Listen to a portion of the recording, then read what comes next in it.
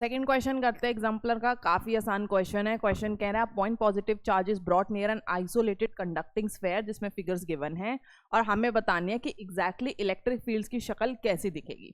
तो पहला क्वेश्चन है, इसमें हमें बेसिक नॉलेज होनी चाहिए कि पॉजिटिव क्यू चार्जेस के सामने कैसी इलेक्ट्रिक फील्ड आती है। तो हमें पता है अगर एक पॉजिटिव क्यू चार्ज है तो उसके अंदर जो इलेक्ट्रिक फील्ड होती है, इलेक्ट्रिक फील्ड लाइंस, वो उससे एमर्ज हो रही है, मतलब बाहर की तरफ जा रही है। तो इसमें तो कोई दिक्कत नहीं है।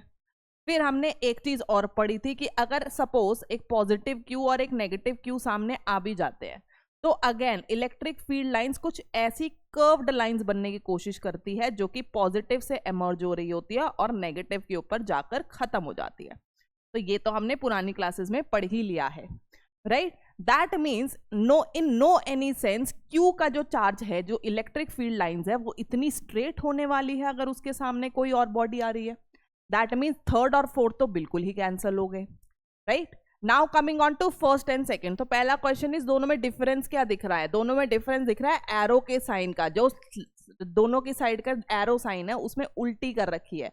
जैसे यहाँ पे पॉजिटिव की तरफ राइट हैंड साइड पे एरो है और इधर भी राइट हैंड साइड पे एरो है, जबकि यहाँ पर उल्टी डायरेक्शन में।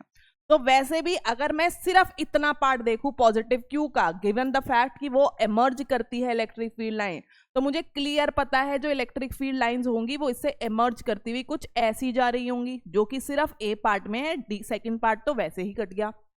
पर फिर भी we are gonna explain the second part कि स्फेयर में हुआ क्या। तो स्फेयर में उसने बोला है this is an isolated conducting sphere, मतलब इनिशियली इसके ऊपर चार्ज कैसा था? 0, और you can say all the protons और electrons were equal in number, right. दूसरा उसने बोला आइसोलेटेड, मतलब इसको हमने डायरेक्टली टच नहीं कराया है। तो जब हम किसी इंसुलेटेड बॉडी के सामने, अनचार्ज बॉडी के सामने अगर एक चार्ज लेकर आते हैं, चाहे पॉजिटिव हो चाहे नेगेटिव हो, विदाउट एनी टच, तो हमें पता है वो क्या करती है, वो इंडक्शन शो करने लगती है।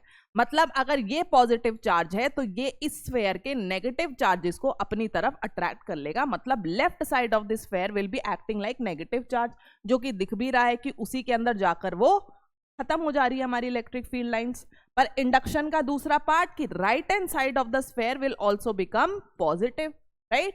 दैट मीन्स अब जो यहां से इलेक्ट्रिक फील्ड लाइंस निकलेंगी that will again be emerging from there, क्योंकि राइट हैंड साइड फिर से पॉजिटिव हो गया है, जबकि नीचे की साइड में अगर ऐसी सिचुएशन है तो ये नेगेटिव होना चाहिए था, but they have clearly mention कि इधर पॉजिटिव है, राइट। अब क्वेश्चन इज बीच में कहां गई इलेक्ट्रिक फील्ड लाइंस? तो हमने पढ़ा है स्फेयर के बीच में इलेक्ट्रिक फील्ड लाइंस होती ही नहीं है, वो सिर्फ उसके सरफेस के ऊपर होती है।